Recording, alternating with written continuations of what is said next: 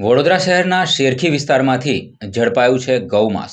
વડોદરા શહેરના શેરખી વિસ્તારમાંથી ગૌમાંસ ઝડપાયું છે. આણંદમાંથી વડોદરા ગોરવા વિસ્તારમાં ગૌમાંસ લઈ જવાતું હતું.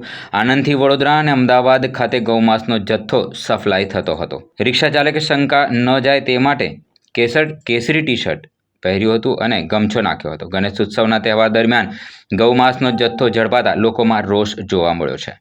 એસએસપી સંસ્થા દ્વારા ઝડપી પાડવામાં આવ્યું છે. આ ગૌમાંસ નેહા પટેલ દ્વારા રિક્ષાનો પીછો કરી શેરખી બ્રિજ નીચેથી રિક્ષાને ઝડપી પાડી ગૌમાંસ સાથે આવનાર દિલાની કુરેશીની પોલીસે અટકાયત કરી છે.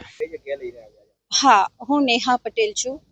એસપીસી વડોદરા જિલ્લા મંત્રીની જવાબદારી છે, જેના અધ્યક્ષ કલેક્ટર સાહેબ છે અને પ્રાણીન ફાઉન્ડેશનની અધ્યક્ષ છું. આજરોજ અમે આણંદથી આવી રહ્યા હતા ત્યારે અમને ઓટો રિક્ષા દેખાઈ, કેમ કે અમુક નંબર્સ અમારી પાસે છે જ જેમાં ગૌમાંસનું ટ્રાન્સપોર્ટ થાય છે. અને આ જ્યારે અમે ઓટો રિક્ષા રોકી ત્યારે એમાં જોયું કે અમે ગૌમાંસ છે 80 કિલો ઉપર વધારે છે અને એ જતું હતું ગોરવામાં મીટ શોપ્સ છે અને એ ઇલીગલ છે, જેમાં ગૌમાંસ ખૂબ પ્રમાણમાં વેચાય છે અને એટલું જલ્દી આવે ને એટલું જલ્દી વેચાઈ પણ જાય, એટલે કોઈને ખ્યાલ જ ન આવે. અને આ ગૌમાંસ જ છે કે કહી શકું, કેમ કે આટલું બધું ગૌમાંસ પકડેલું છે, અમે આટલા કેસો કર્યા છે. એટલે આ પીળું જે માંસ દેખાય એ સમજવાનું કે ગૌમાંસ છે. આ હરેક જણાને હું તમને કહેવા માંગુ છું, તમે કદાચ માંસાહાર કરતા હોય તમને દેખાય કે આ પીળું છે તો પોલીસને જાણ કરજો. હા, શેરખી પાસે પકડાયું અને 80 કિલો ઉપર છે આ ગૌમાંસ. અને હવે આ જે એક ઓટો રિક્ષા જે હોય ને, આ એક જ ના હોય, બહુ મોટા પ્રમાણમાં આવતું હોય ગૌમાંસ, જેમાં બીજી 2-3 રિક્ષાઓ પણ છે એની સાથે, જે અત્યારે નવાયાર્ડમાં ખાલી થઈ ગઈ. આ લોકોનું જે ગૌમાંસ વેચાય છે તાંદલજા છે, નવાયાર્ડ છે અને એકતાનગર છે. આટલામાં ગૌમાંસ આણંદથી આવે છે. હા, બધું પ્રી પ્લાન્ડ હોય. આ લોકોની પાયલેટિંગ પણ બહુ હોય છે અને બહુ પકડવું બહુ અઘરું હોય છે આ લોકોને. પણ પકડી પાડ્યું. આજે એ લોકોનો દિવસ હશે કે કેમ કે અમે બહુ કોશિશ કરતા હતા ઘણા સમયથી આ લોકોને ત્યાં રેડ કરવાની, આતે પણ નતા થતા, સક્સેસ નતા થતા. આ લોકોએ હવે પેલું ગમછો લગાવે, આપણે હિન્દુઓ પેલા ગમછા લગાવીએ ને, એટલે એ લોકોને એમ થાય કે હિન્દુ છે એમ કરીને. એટલે હવે આ લોકો થોડું બધું જે સ્ટાઇલ છે, ડ્રેસિંગ સ્ટાઇલ, એ બદલી નાખે કે કોઈને ખ્યાલ ન આવે કે આ કઈ જાતિના છે, કેવા છે.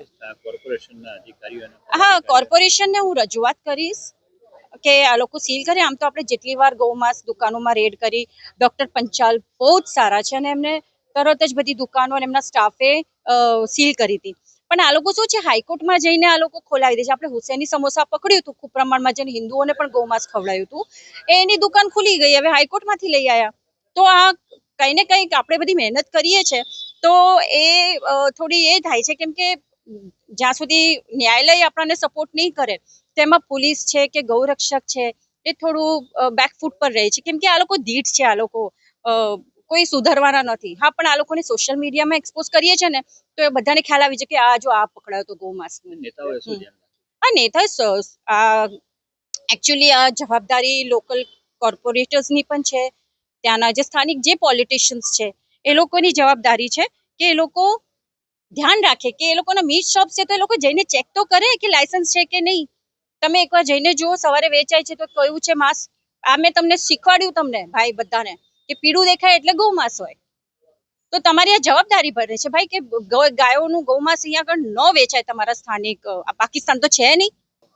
પોલીસ બહુ જ સારી છે અને એમાં પોલીસ ઇન્સ્પેક્ટર શ્રી વિક્રમસિંહ ટાંક સાહેબ વિશે તો બધા જાણે જ છે, વડુમાં હતા ત્યારે પણ.